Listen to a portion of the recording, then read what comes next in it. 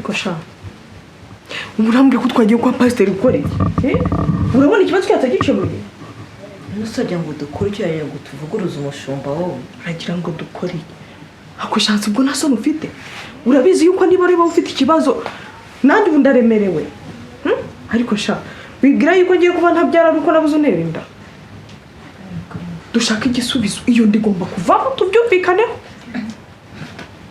ariko sibe ko umushumba yatubwiye yuko umwana aba ari umugambi w'Imana nusajya ngo ngende igenze umugambi w'Imana hanyuma se Imana izamanuka iterura uwo mwana mu ntoki yirirwa imumesera pasiteri buri hari n'amata azakugurira y'uruhinja chance tubyumvikaneho iyo ndiravamo nta mwanya mfite wo kwirwa ndera impinja ntabwo wigeze ubona nanjye mbyara kandi si uko nagira indi byara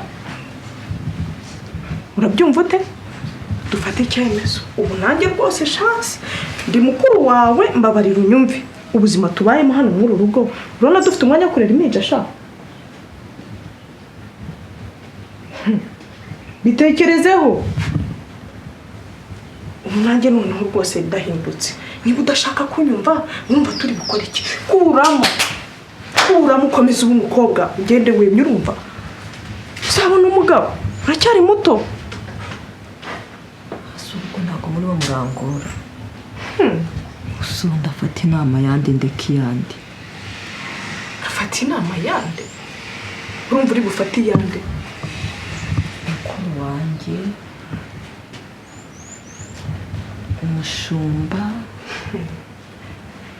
Utuko we yambwiye yuko nta gahunda afite yo kurera ntiyiteguye no gushaka nashaka ko nkuramo iyinda aha si wumva Utuko ndamushyigikiye nubwo tutazi yari ariko ibyo byose nta ndura azaguteraho kuko iyo nama yarayikugiriye chance were kubugorye reka ubugorye uri umukobwa mwiza uzasubira mu bugumi bwawe wongera ugende naho ubundi urabyara utagaciro burundu nta n'umuntu uzongera kukureba isumbya ingiye nako ngiye nkakuramo iyinda iyindi kampitana ariko ego hitamo gute sinumva se ngo abantu bajye bapfa bakuyemo inda hapfuye bangahe washyinguye nde nose ubu byibuze ni namubyara akaba perezida ko nabyo byashoboka kabande perezida perezida wo muhe mwaka urumva azagutunga muhe mwaka uzaba ufite imyaka ingahe uzaba ukiriho twumvikana iyo ndivemo ndi mukuru wawe ndakwereka uko bigenda sha wumva sibyo umura genda bigufasha murumva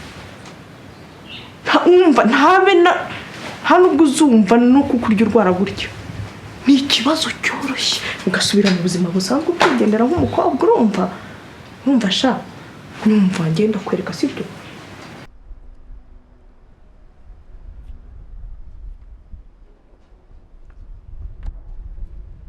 sinzi ko ndi kubyumva pe oya kwihangana oya ntabwo ibyo mbizi pe rega buriya serivisi ushakamo hano zose nazigufasha ntabwo ari ngombwa Utuko rero ntabwo wakijyanye nawe Utuko arakuruta cyane Utuko ndamukunda cyane ubuzwe urukundo nkunda Utuko ahubwo si wowe nyine wakoze kumfasha kuri ya serivisi yako nakingiye nawe buri kimwe cyose ushaka nzakigufasha kubwawe sinjye kubeshya rero wayobye nyine nawe ndumva ko gusaba abagabo ibintu n'iki sinzi wibeshye wakoze choice neza thank you kandi wesha waretse oya byari bihagije njye numva bihagije kandi nishimye ko serivisi mwamaye ese ko nifuza ko basi twaganira twicaye hano kurusha twabikoze no byari bihagije tuzakenda ubundi nanzagaruka wenda kwa serivisi cyangwa tuvugane n'ibindi bintu bya business ariko ibintu ushaka ntabwo byakunda nihe mpamvu ubwatuma mura nawe bye ahubwo urakoze waretse ko thank you serivisi wambaye nayishimiye urakoze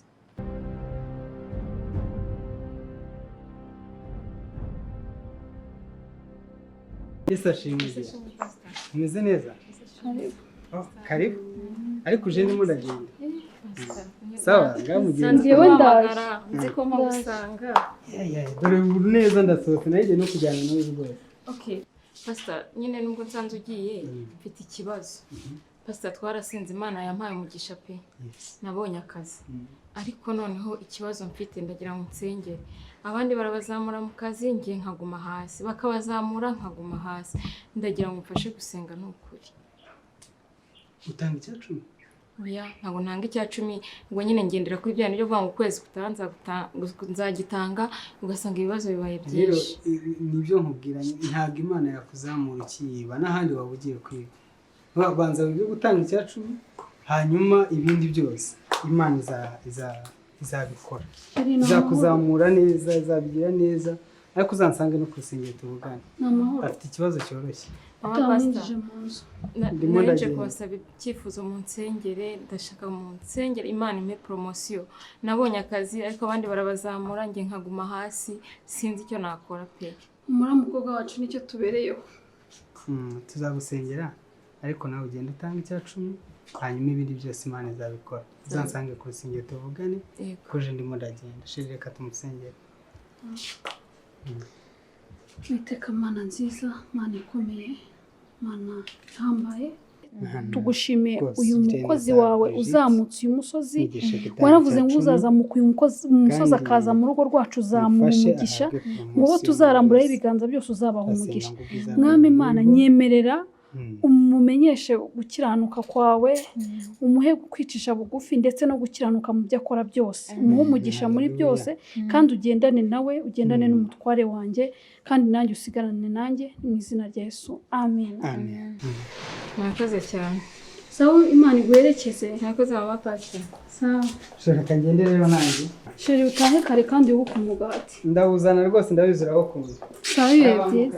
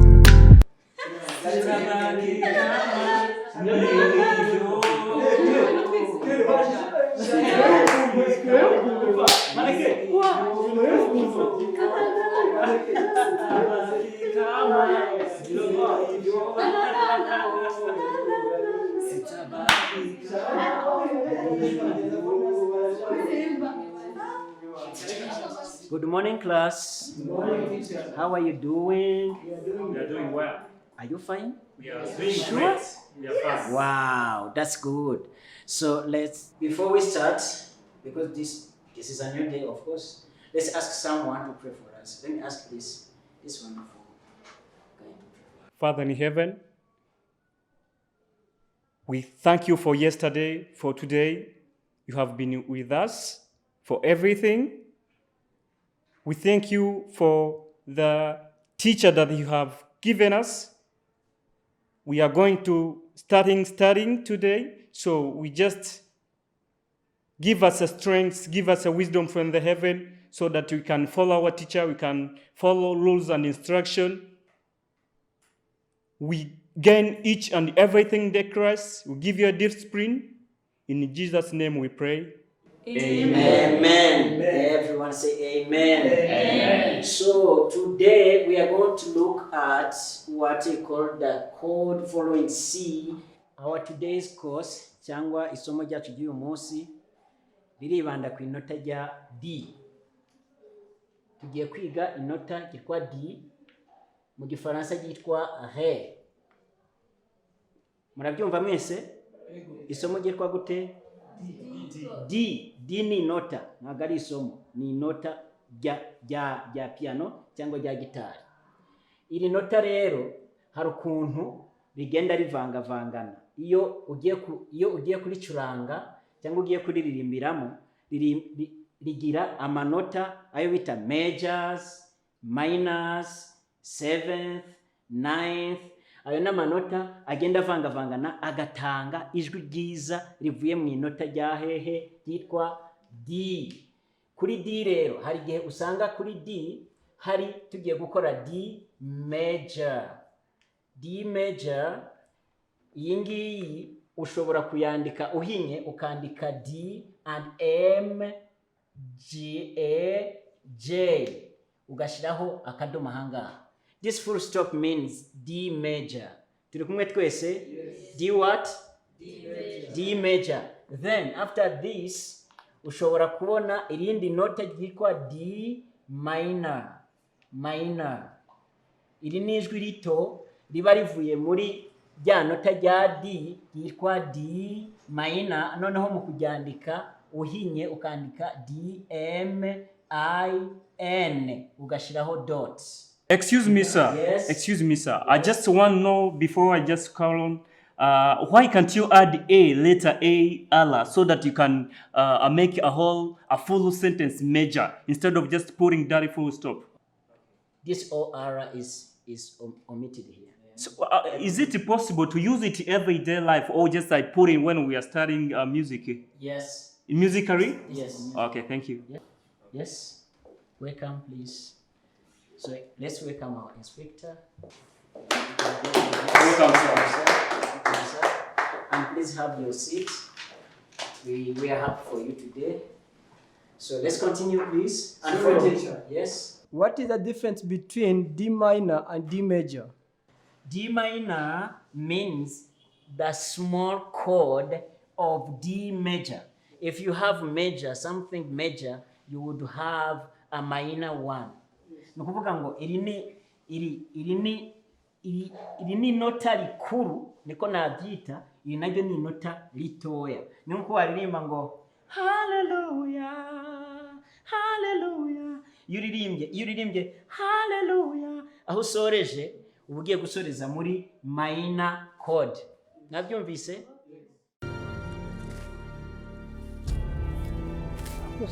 Ubuzima koko Cassius yadusizemo kubera abakobwa amafaranga barayariye, dusubitse mu buzima bubi nk'ubu ngubu twa twarabuvuyemo, ariko ntakundi, ariko sindi ubwatsi bunahagije wajyana ubu ngubu iriya nkayo nayo nubwo irya byinshi, ariko reka mpfa kujyana bino birapfa kwigira umumaro, ahasigaye nanjye nduke dore ko nanashonje isaha zigeze habi.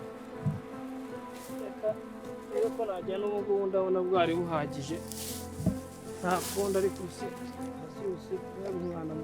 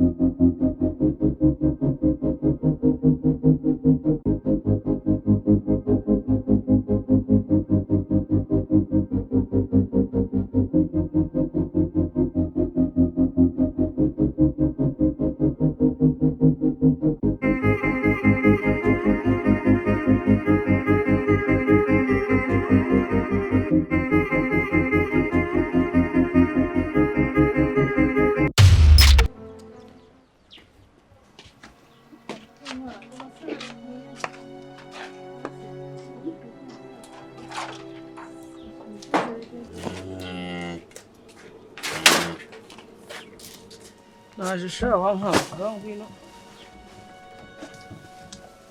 wase karama ariko baradashonje kabisa uracapa kanze turivuganira aho ngaho kandi reka mpereze iyi nk'ibyatsi hahandi undi irire nanjye njya kurya n'ubundi navunitse sha navunitse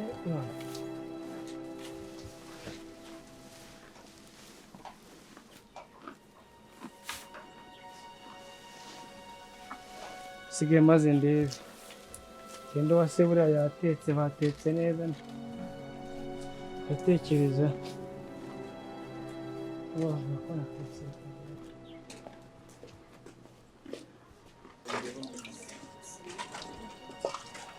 abantu bose mfite inzara ewa ino umunaniro ndambaye kiriya mu gishanga naje mama naje ewa gira umpereza ibyo kurya mpereza ndabona bisa nk'ibyahiwe kwase nawe uri kumva wazanye aho nkwibi havutame n'amazi wagina kakabona ko umuntu agenda ugiye hese kandi umaye ibiryo nk'iriya ngiyewe reka murebere mwana warabyaye wagize ngo mumereze ibiryo ngiye nirere asohotse nk'uwo ririya nukuri iki ariko ubu muzi kuzamukura umusozi n'ibyatsi bingana kuriya birahiye hano mu rugo gusa mutazi uko ibintu biba bimeze nose igihe wiriwe uvugira ngo urashonje urabona tudatetse ku buryo turabikurayo ese ubwo nawe bashose nawe ujye uza ubikora ujye no kwahira basi ujye kakuza wowe ukabana nabi ngo urashonje ubwo nawe rero urambwiye cyangwa kumvisha kariya gasozi ukazamuka wikoreye cya gifuka cy'ubwatsi